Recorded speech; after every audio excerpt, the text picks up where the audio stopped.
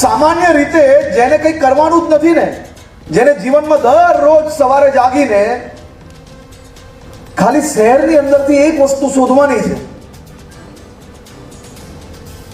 અને એની ટીકા કરવાની છે. જે વ્યક્તિ એના જીવનમાં, પોતાના જીવનમાં કોઈ દિવસ ઘરનું કામ બી ના કરી શક્યા હોય, એ વ્યક્તિ કે જેને જીવનભરમાં ખાલી ને ખાલી વહેલી સવારે જાગીને દુનિયાભરનું શહેરની અંદરથી કઈ વસ્તુ એવી છે કે આજે મારે એનો વિડીયો બનાવાય અને મારે કઈ બી કરીને હીરો બનાવે, એવા તમને દર ગલીએ આજે લોકો મળશે. દરેક ગલીએ તમને આવા લોકો મળશે. પણ સમાજના રખવાલા તરીકે આપણે સૌએ નક્કી કરવાનું કે જે વ્યક્તિ માત્ર ને માત્ર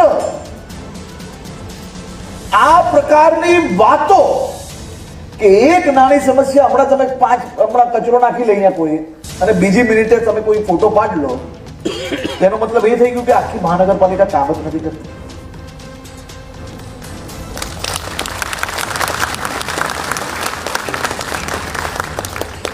જેમને પોતાના જીવનમાં માત્ર ને માત્ર ખાલી ને ખાલી ટીકા કરવી છે ને,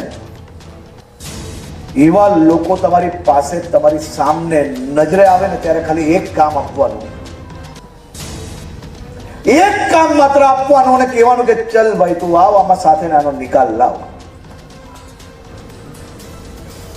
કહેવાય કે ના કહેવાય?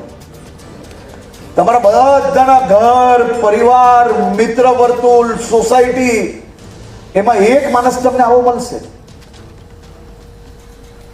કે સોસાયટીમાં આપણે નવરાત્રીનું આયોજન કરવું છે, ગણપતિનું આયોજન કરવું છે, જે બિચારા 5 જણ ખભે લઈને ફરશે, જે રાત દિવસ કામ કરશે.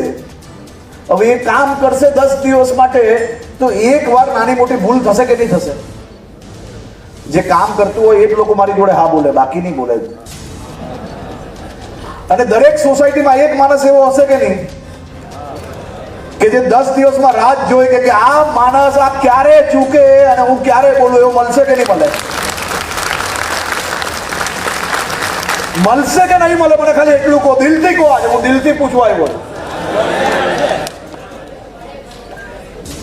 તો પેલો 10 દિવસથી જે રાત દિવસ ઘરે એમની પત્નીની ગાળો સાંભળે, ઘરે કામ ટાઈમે કરે નહીં અને જે સોસાયટીનું ખભે ઉચકીને ફરે, એવાને આપણે ધકવાડી નાખવો કે એવાને બચાવી લેવો, એ નક્કી કરવાની જવાબદારી આપણી છે.